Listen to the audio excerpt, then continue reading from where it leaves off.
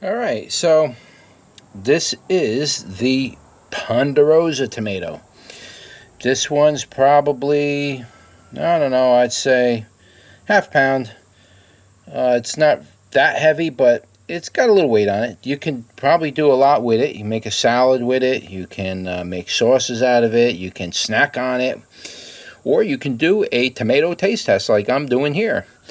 Anyway, why don't we cut this open and give it a try. And that is the bottom.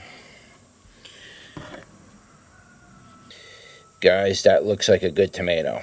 Now, I just did a review on the mortgage lifter tomato, and it looked like it was going to be a good tomato, and it was a flop.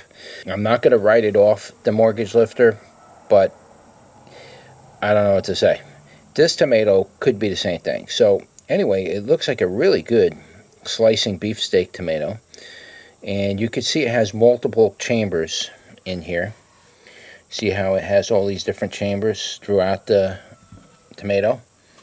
Up here, they're all over. It's not one, it doesn't have like one solid core. It's just all kinds of chaos going on inside of there. You can see that the seeds are attached to the rind. I don't see that much wilding in the tomato rind. If you look closely, I don't see much wilding, but I do see these. This tends to lead me to believe this is a true heirloom, and you will see these things in these heirlooms. Most of the commercial grade tomatoes, you will not see that. I do see a little bit on the outside. Right there, there's a little bit there, but it's not very prominent in this tomato. Let's give her a taste test, and let's see what we got. Skins are a little tough. I'm gonna tell you that right now. I gotta spit it out. It's probably a good sauce tomato. Skins will come off so easy on this thing. There's some kind of overtones to this that are favorable to me in the tomato. It's not bad. It's just there's those overtones that I don't necessarily appreciate in a tomato. But let me take another bite. Guys, the skin on this is so thick, it's thicker than an apple skin. I mean, I can literally peel this thing. Look at this. Look at the skin on this thing. I mean, it's like an apple skin. The overtones that I'm getting from this tomato are coming from the seeds area of it. Let me just kind of bite into the rind. The rind part is maybe 10% acidy, kind of citrusy, kind of neutral in flavor. It doesn't leave a bad aftertaste. I don't have any overtones in the rind part, but the seed area has this very distinctive overtone. A lot of these different tomato varieties that I don't necessarily care for, but it's prevalent in these tomatoes. Sorry, I gotta take the skins out. These skins are unbelievably thick. It's a pleasant tomato. It's not a bad tomato. I guess if you try growing it in different conditions, you might get a little bit better of a taste out of it, but it's not heavily acidy and it's not heavily sweet. The sweetness on it is probably a 10 or a 20 on there, 10-20%, you know what I mean? Sweetness is very low. Acid's probably, let me taste it one more time. I'd say like the acid's like around 30 when you eat it. The lingering part of the acid kind of goes to the back of your tongue, hangs out a little bit, kind of develops the flavor towards the back of your tongue. That's with seeds and all. Seeds, rind, everything. The skins though, man, guys, for me to not be able to eat a tomato skin is very rare. This thing, the skin on this thing is absolutely thick. This is probably the thickest skin I've ever eaten on a tomato. This is really thick. I don't know what else to say. Let me just finish this up. It's okay, guys. It's an alright tomato.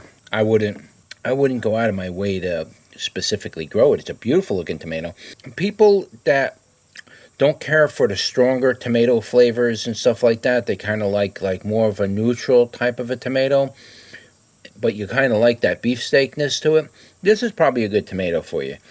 This isn't a strong beefsteak Italian type tomato. It's a little bit more mild. I wouldn't say it's real mild, but it's a little more mild. The aftertaste of the acid hangs out a little bit. When you eat a tomato, you get that citrusy aftertaste. Kind of makes you want to get another bite of it to kind of keep that citrusy flavor going. That's what draws you into the tomato. It kind of does that for you. This has a longer lasting citrusy aftertaste than some of the other tomatoes that I've eaten. Yeah, that part kind of wants to hang out with you. That's what I'm noticing right now.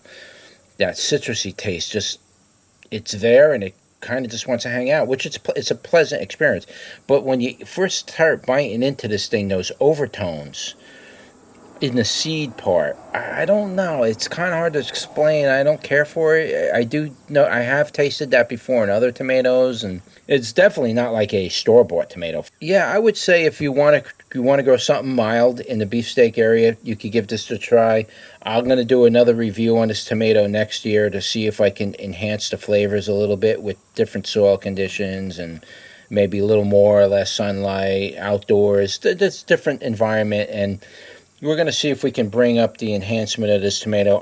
What I do is I create like a little list of 1 to 10, and I take these tomatoes, and I just basically, I take like this the Ponderosa. I'll write Ponderosa.